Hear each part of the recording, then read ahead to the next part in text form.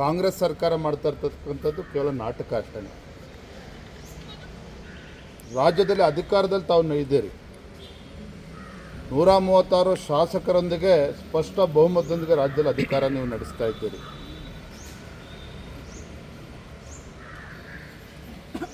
ನಿಮ್ಮ ಆರ್ಥಿಕ ಸಂಕಷ್ಟವನ್ನು ಮುಚ್ಚಾಕೊಳ್ಳೋ ನಿಟ್ಟಿನಲ್ಲಿ ಪದೇ ಪದೇ ಇವತ್ತು ಕೇಂದ್ರದ ಮೇಲೆ ಗೂಬೆ ಕೂರಿಸ್ತಕ್ಕಂಥದ್ದು ನಾವು ಕೂಡ ಹಲವಾರು ಬಾರಿ ಹೇಳಿದ್ದೇವೆ.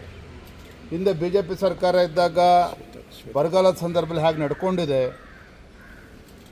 UPA ಸರ್ಕಾರ 10 ವರ್ಷಗಳಲ್ಲಿ ರಾಜ್ಯಕ್ಕೆ ಏನು ಕೊಡುಗೆಯನ್ನು ಕೊಟ್ಟಿದೆ, ಪ್ರಧಾನಮಂತ್ರಿ ನರೇಂದ್ರ ಮೋದಿಜಿಯವರು ಕಾರ್ಯಕಾಲದಲ್ಲಿ ಕರ್ನಾಟಕ ರಾಜ್ಯಕ್ಕೆ ಎಷ್ಟು ಅನುದಾನ ಬಂದಿದೆ. ನಾನು ಮೊನ್ನೆನೂ ಕೂಡ ಅದನ್ನು ಉಲ್ಲೇಖ ಮಾಡಿದ್ದೇನೆ ಹುಬ್ಳಿನಲ್ಲಿ. ಒಟ್ಟು UPA ಸರ್ಕಾರದ ಅವಧಿಯಲ್ಲಿ ಕರ್ನಾಟಕ ರಾಜ್ಯಕ್ಕೆ ಬಂದಿರತಕ್ಕಂಥದ್ದು 65,000 ಕೋಟಿ 10 ವರ್ಷಗಳಲ್ಲಿ.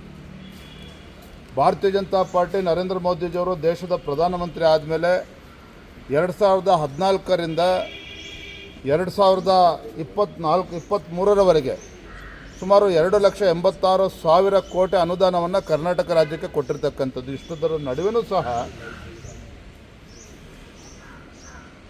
ಹಣಕಾಸಿನ ನಿರ್ವಹಣೆಯಲ್ಲಿ ಸಂಪೂರ್ಣವಾಗಿ ವಿಫಲರಾಗಿರ್ತಕ್ಕಂಥ ಮಾನ್ಯ ಮುಖ್ಯಮಂತ್ರಿಗಳು ಬರಗಾಲದ ಪರಿಸ್ಥಿತಿಯನ್ನು ಸರಿಯಾಗಿ ಎದುರಿಸೋಕ್ಕಾಗದೇ ಇರತಕ್ಕಂಥ ಪರಿಹಾರನ ಕೊಡದೇ ಇರತಕ್ಕಂಥ ರಾಜ್ಯ ಸರ್ಕಾರ ಈ ರೀತಿ ನಾಟಕ ಮಾಡ್ತಾ ಇರ್ತಕ್ಕಂಥದ್ದು ಕೆಲವೊಂದು ಇದನ್ನು ರಾಜಕೀಯವಾಗಿ ಬಳಸ್ಕೊಂಡು ಕೇಂದ್ರ ಸರ್ಕಾರ ಮೇಲೆ ಗೂಬೆ ಕೂರಿಸ್ತಕ್ಕಂಥದ್ದು ಈ ರಾಜ್ಯ ಸರ್ಕಾರಕ್ಕೆ ಶೋಭೆ ತರ್ತಕ್ಕಂಥದ್ದೆಲ್ಲ. ನೀವು ಏನಾದರೂ ಕೂಡ ಒಂದು ಪ್ರಾಮಾಣಿಕತೆ ಇದ್ದರೆ, ರಾಜ್ಯದ ರೈತರ ಬಗ್ಗೆ ಒಂದು ಕಾಳಜಿ ಇದ್ದರೆ, 500ಕ್ಕೂ ಹೆಚ್ಚು ರೈತರು ಆತ್ಮಹತ್ಯೆ ಮಾಡ್ಕೊಂಡಿದ್ದಾರೆ. ಇದರ ನಡುವೆನೂ ಸಹ ನಿಮ್ಗೆ ಇನ್ನೂ ಕೂಡ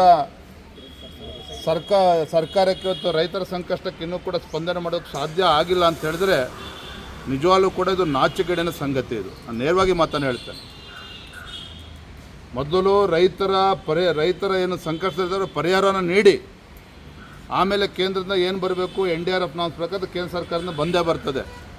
ಇಲ್ಲ ಬಹಿರಂಗವಾಗಿ ಹೇಳಿ ನಮಗೆ ಸರ್ಕಾರ ನಡೆಸೋಕೆ ಆಗ್ತಾ ಇಲ್ಲ, ನಮ್ಮ ಗ್ಯಾರಂಟಿಗಳಿಂದ ಇವತ್ತು ನಾವು ಆರ್ಥಿಕ ನಿರ್ವಹಣೆಯಲ್ಲಿ ನಾವು ವಿಫಲರಾಗಿದ್ದೇವೆ, ರೈತರ ಸಂಕಷ್ಟಕ್ಕೆ ಸ್ಪಂದನೆ ಮಾಡೋಕ್ಕೆ ಸಾಧ್ಯ ಆಗ್ತಾ ಇಲ್ಲ, ಮಾನ್ಯ ಪ್ರಧಾನಮಂತ್ರಿಗಳು ದಯವಿಟ್ಟು ನಮಗೆ ಈಗಲೇ ಬಿಡುಗಡೆ ಮಾಡಿ, ನಮಗೆ ಆಗ್ತಾ ಇಲ್ಲ ಅಂತೇಳಿ ಮಾನ್ಯ ಪ್ರಧಾನಮಂತ್ರಿಗಳು ಕೇಳ್ಕೊಳ್ಳಿ. ನೀವು ಈ ರೀತಿ ರಾಜಕಾರಣ ಮಾಡ್ಕೊಂಡು ಈ ರೀತಿ ಮಾಡ್ಕೊಂಡಿದ್ದರೆ ಇದು ನೀವು ಎಲ್ಲೋ ಒಂದು ಕಡೆ ರಾಜ್ಯದ ರೈತರಿಗೆ ಮಾಡ್ತಾ ಇರ್ತಕ್ಕಂಥ ಅನ್ಯಾಯ, ಇದು ಅಕ್ಷಮ್ಯ ಅಪರಾಧ ಇವತ್ತು ರಾಜ್ಯ ಸರ್ಕಾರ ಮಾಡ್ತಾ ಇರ್ತಕ್ಕಂಥದ್ದು. ಇದೆಲ್ಲದಕ್ಕೂ ಕೂಡ ಸೂಕ್ತ ಸಂದರ್ಭದಲ್ಲಿ ಸೂಕ್ತ ಉತ್ತರವನ್ನು ರಾಜ್ಯದ ಮತದಾರರು ನೀಡ್ತಾರೆ.